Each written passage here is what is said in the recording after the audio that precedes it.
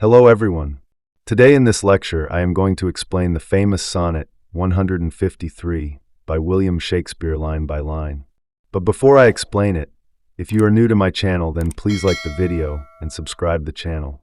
Let me tell you the background, theme and main message of this sonnet, and then understanding it will be a piece of cake for you. Actually, Sonnet 153 by William Shakespeare is about the powerful and unchangeable nature of love. In the poem, the god of love, Cupid, falls asleep and a virgin girl tries to put out his burning torch of love by dipping it into a cold well. Instead of putting the fire out, the water becomes heated and turns into a healing bath. People use this bath to cure their sickness, but the speaker says that it doesn't help him because the true fire of love now comes from his mistress' eyes. The main theme of the sonnet is that love is a powerful force that can't be easily controlled or cured. The message is that once love touches someone's heart, even the strongest remedy may not be enough to heal the pain or passion it brings. Let's start it line by line. Cupid laid by his brand and fell asleep.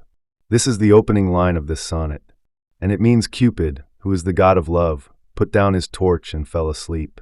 You should keep in mind that Cupid is the Roman god of love, desire, and attraction. He's the mythological figure responsible for making people fall in love. And the word brand refers to his burning torch. It is a symbol of desire and passion. To say he laid it by suggests a pause in love's activity. When Cupid sleeps, love becomes stopped, waiting to be stirred again. Cupid's slumber also suggests that love can sometimes be idle, not constantly stirring hearts. But the presence of the torch implies love is never far away, even if inactive for a time. The image feels peaceful on the surface, but it hints at coming disruption. A maid of Diana's this advantage found. It means that a virgin follower of Diana noticed this opportunity. Simply, this line introduces a girl devoted to Diana, who is the Roman goddess of chastity and the hunt. You should keep in mind that maidens of Diana were known for their vow to remain pure and untouched by love. She found this advantage, meaning she saw Cupid asleep and decided to take action while he was vulnerable. The girl's discovery marks the point where innocence comes face to face with desire, possibly believing she can control or subdue it. And his love-kindling fire did quickly steep. This line means that the girl found Cupid's torch, which creates love in people's hearts, and quickly dipped it into cold water to put it out. She was trying to stop the power of love by cooling down the torch. But even though she put it in water, the fire of love was so strong that it didn't really go away. It shows that love is powerful and can't be easily stopped, even by something as calming as water. In a cold valley fountain of that ground. This line means that the girl dipped Cupid's torch into a cold spring or fountain located in a valley. The valley fountain refers to a natural water source on the ground in a quiet, low area. She used this cold water to try to put out the fiery torch of love. The idea is that the coolness of nature was used to calm or stop the heat and passion of love. But as we find out later, even the cold water couldn't fully stop the power of love, which borrowed from this holy fire of love. It means that the cold fountain, after coming into contact with Cupid's torch, absorbed some of its warmth and power. The word borrowed suggests that the fountain took on a bit of the magical or emotional energy from the torch. The phrase holy fire of love refers to the sacred and powerful force of love that Cupid's torch represents. So, even though the water was cold at first, it became warm and special because it touched the flame of love, a dateless lively heat still to endure. This line means that the warmth the fountain received from Cupid's torch is eternal. The word dateless means eternal, and lively heat means full of life. The phrase still to endure means that this heat continues to last forever. So even though the torch was dipped in cold water, the water didn't cool it down. Instead, it absorbed the heat and kept it alive permanently. In simple words, the love fire gave the fountain everlasting warmth that never fades away, and grew a seething bath which yet men prove. It means that the fountain, after getting heated by Cupid's love fire, turned into a steaming or boiling bath. The phrase seething bath means steam or boiling bath. The phrase which yet men prove means that people still use it and experience its effects even now. So in simple words, the fountain became a hot bath, and even today people try it out and find it useful, especially for healing. Against strange maladies a sovereign cure. The phrase against strange maladies a sovereign cure suggests that the bath, which was heated by Cupid's magical love fire, became more than just warm water. It turned into a powerful remedy. The word maladies means illnesses or diseases, and sovereign cure implies that this bath had supreme healing powers. Shakespeare is telling us that people found this bath to be effective in curing unusual or mysterious health problems. The use of the word strange emphasizes that these were not just ordinary illnesses, but rare and puzzling ones.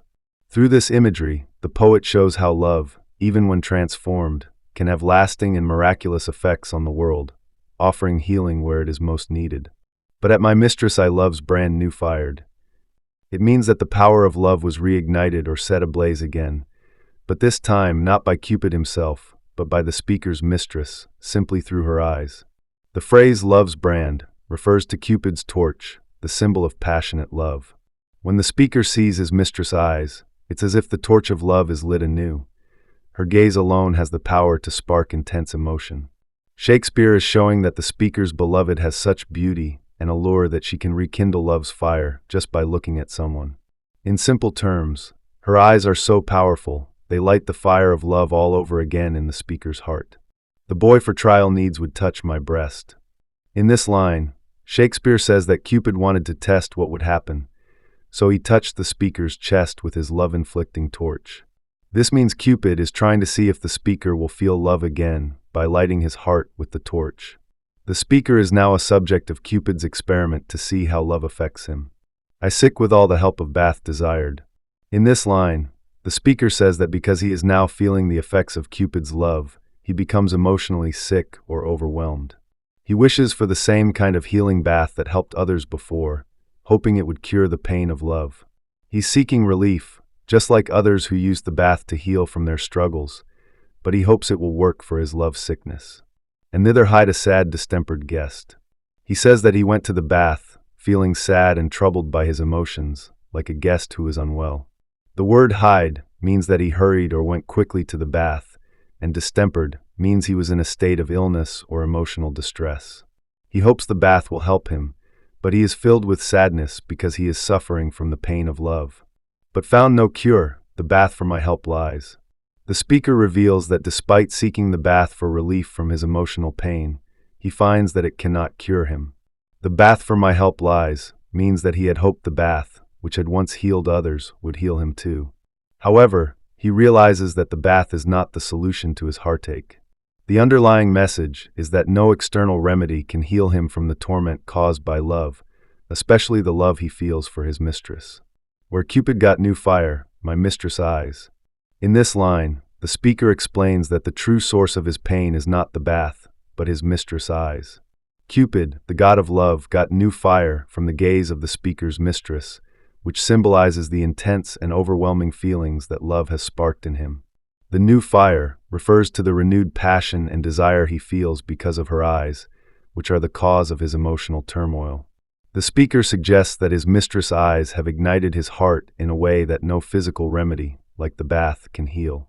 I hope you enjoyed this lecture, then please like the video and subscribe the channel. Thank you.